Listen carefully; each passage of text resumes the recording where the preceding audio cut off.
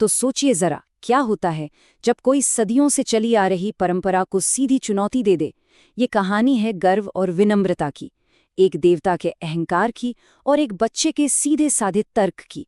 ये हमें सिखाती है कि असल ताकत, सच्ची शक्ति आती कहाँ से है। चलिए शुरू करते हैं ये कमाल की कहानी। तो इस कहानी का जो सेंट्रल कॉन्फ्लिक्ट है ना, वो यहीं से शुरू होता है। स्वर्ग और तूफानों के देवता इंद्र को लगता था कि भाई, धरती पर सबकी खुशहाली तो पूरी तरह मेरे ही हाथ में है। वो सोचते थे कि बारिश देना कोई उनकी ड्यूटी नहीं है, बल्कि एक एहसान है जो वो कर रहे हैं, और इसके लिए इंसानों को हमेशा उनका शुक्रगुजार रहना चाहिए। तो कहानी के पहले हिस्से में चलते हैं, एक देवता का अहंकार। ये सब शुरू होता है वृंदावन गांव में, जहां लोगों के लिए बारिश मुफ्त नहीं थी, उसकी एक कीमत थी।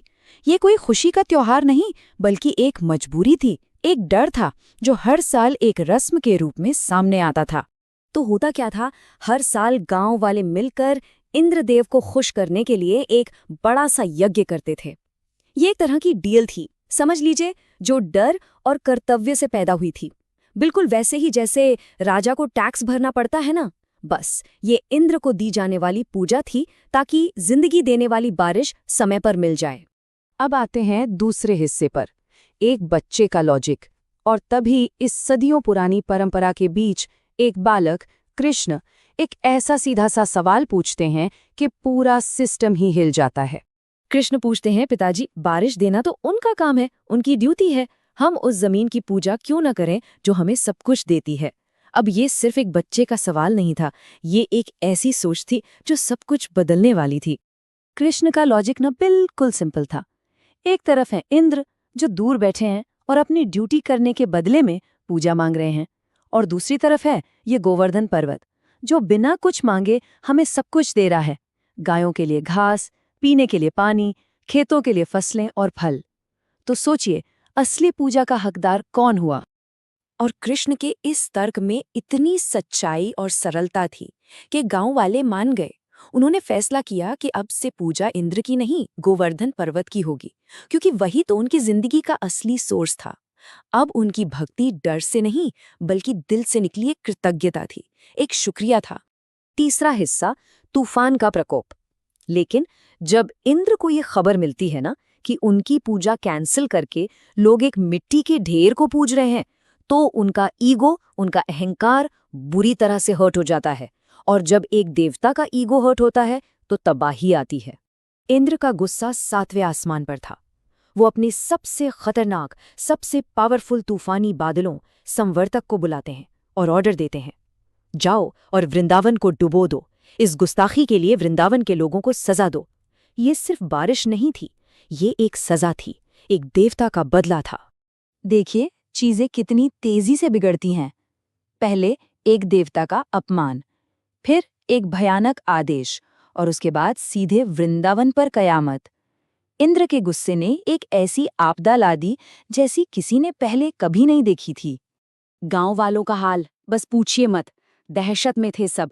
आसमान से मूसलाधार बारिश और बिजली की कड़क के बीच उन्हें लगा, बस अब सब खत्म।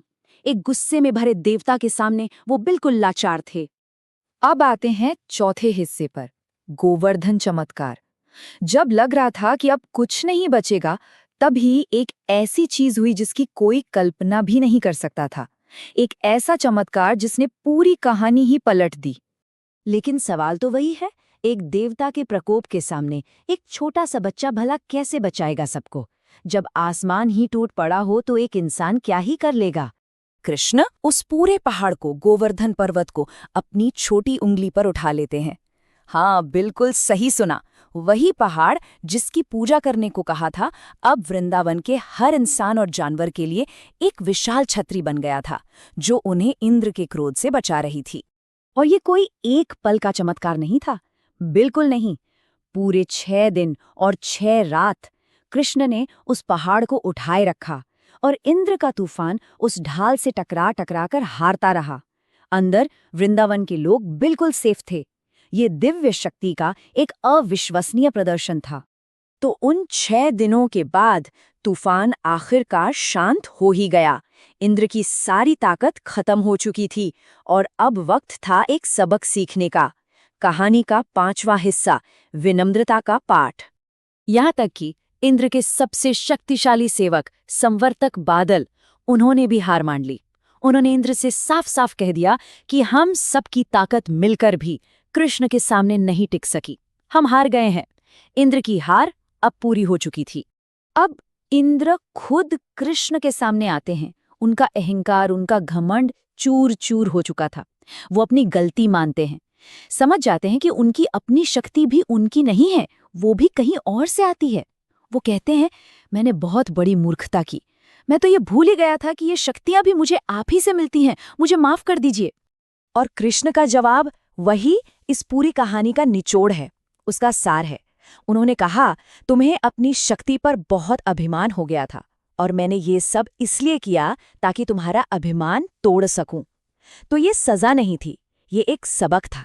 सबक ये कि ताकत अहंकार के लिए नहीं, सेवा के लिए होती है।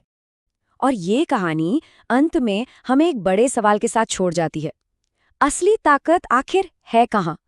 क्या वो किसी टाइटल में है, किसी पद में है, जैसे देवताओं का राजा? या फिर वो उस काम में है, उस एक्शन में है जो दूसरों को बचाने के लिए, उनकी सेवा करने के लिए किया जाता है? इस पर सोचिएगा जरूर।